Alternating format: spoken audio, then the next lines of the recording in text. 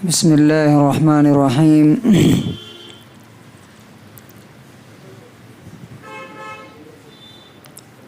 عن زيد بن أرقم قال قال رسول الله صلى الله عليه وسلم ألا وإني تارك فيكم ثقلين أحدهما كتاب الله وهو حبل الله إلى آخر الحديث رواه مسلم. یہ مسلم کی 2408 نمبر حدیث ہے.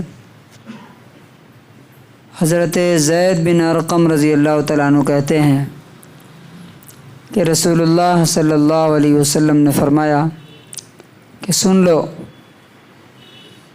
میں دنیا سے چھوڑ کے جا رہا ہوں، دنیا چھوڑ کے جا رہا ہوں، لیکن اس کے ساتھ ساتھ تمہارے بیچ میں دو چیزیں چھوڑ کے جاؤں گا. تمہیں بے سہارا بھٹکنے کے لیے چھوڑ کے نہیں جاؤں گا کہ تم ادھر ادھر بھیک مانگتے رہو، نہیں. اس میں سے پہلی چیز، دو بھاری چیزیں، بہت بڑی چیز، امپورٹنٹ چیزیں، ان میں سے ایک ہے کتاب اللہ عز و جل، اللہ تعالیٰ کی کتاب جو کہ عزت والا ہے، بزرگی والا ہے، قرآن کریم. وہ کیا ہے؟ اب اللہ کی کتاب کیا ہے؟ ہوا حبل اللہ، یہ اللہ کی رسی ہے. من اتبعہ کان علی الہدی، جو اس رسی کو پکڑ لے گا وہی سیدھے راستے پر جائے گا، جنت کی طرف. وَمَن تَرَكَهُ كَانَ عَلَى ضَلَالَةٍ، جو اس رسی کو چھوڑ دیا وہ جا کر کے بھٹکتے بھٹکتے جہنم میں گر جائے گا. آپ سپوز کیجئے کہ یہاں سیلاب آ گیا ہے، سب لوگ ڈوب رہے ہیں اور کوئی بچانے والا نہیں، کوئی راستہ نہیں. آسمان سے ایک رسی جو ہے گری، تو کون آدمی بچے گا؟ ڈوبنے سے کون بچے گا؟ جو وہ رسی کو پکڑ لے گا. یا آپ دیکھتے ہوں گے جیسے فلڈ آتا ہے نا کہیں، تو ہیلی کاپٹر سے لوگ جا کر کے کیا کرتے ہیں؟ رسی نیچے پھینکتے ہیں، وہ پکڑ کر کے اوپر چڑھ کے بچ جاتا ہے آدمی. تو اسی طرح سے رسول اللہ صلی اللہ علیہ وسلم نے بہت پیارے انداز میں سمجھایا کہ اللہ کی کتاب قرآن کو جو پکڑ لے گا تو اس نے گویا کہ وہ رسی پکڑ لی جس سے اوپر جائے گا. چونکہ آسمان تک، اللہ تک جانے کے لیے کوئی سیڑھی نہیں، کوئی ایروپلین وہاں تک نہیں جاتا، کوئی اور راکٹ نہیں جاتا. وہاں لے جانے والی چیز ایک ہی ہے، وہ کیا ہے؟ قرآن ہے، اور وہیں سے ہی آیا ہے، وہیں سے آیا ہے. تو جو اسے پکڑے گا یہ اوپر جائے گا، اور جو اسے چھوڑ دے گا وہ نیچے جائے گا. کہاں؟ جہنم کے گڈھے میں. اب سوچنے کی بات کیا ہے کہ کیا میں نے اس قرآن کو پکڑ کے رکھا ہے؟ قرآن کو پکڑنے کا مطلب کیا ہے کہ ہر دن صبح میں پہلا کام میرا کیا ہونا چاہیے؟ فرض نماز جماعت کے ساتھ پڑھ کے اللہ کی کتاب کو پڑھنا. 8 گھنٹے 10 گھنٹے دنیا کو ہم دیتے ہیں اپنی روزی روٹی کے لیے. آدھا گھنٹہ 1 گھنٹہ بھی ہمارے پاس ہے کیا اللہ کی کتاب کو دینے کے لیے،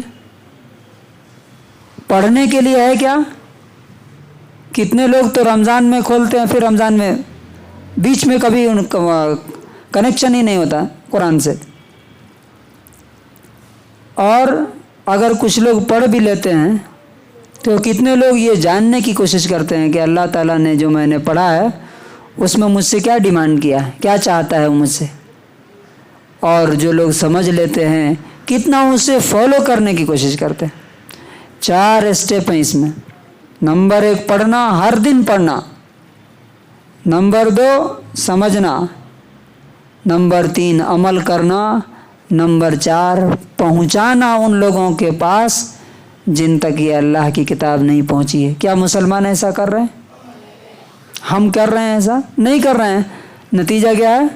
بھٹک رہے ہیں، کبھی وہ پارٹی کے پاس جا رہے ہیں وہ دھوکہ دے رہی ہے، کبھی وہ پارٹی کے پاس جا رہے ہیں وہ ڈبو دے رہی ہے، کہیں پناہ نہیں مل رہی ہے۔ سوچ اب آگے جو حالات آنے والے ہیں وہ تو اللہ ہی تعالیٰ حفاظت کرے گا، چونکہ ہم نے بالکل قرآن کو کیا کیا، اٹھا کے پیچھے پھینک دیا، وہ شیلف میں کہیں پڑا رہتا ہے، گرد ورد جا کے دیکھیے، نہ گھر میں کوئی پڑھتا ہے، نہ ہم پڑھتے ہیں، نہ بچوں کو سکھا۔ ہاں ہر دن یہ چیک ضرور ہوتا ہے، آپ جو ہوم ورک کیا ملا کون چیک نہیں کرتا ہے؟ یہ بچوں کا کام کیا کہ نہیں کیا کون چیک نہیں کرتا؟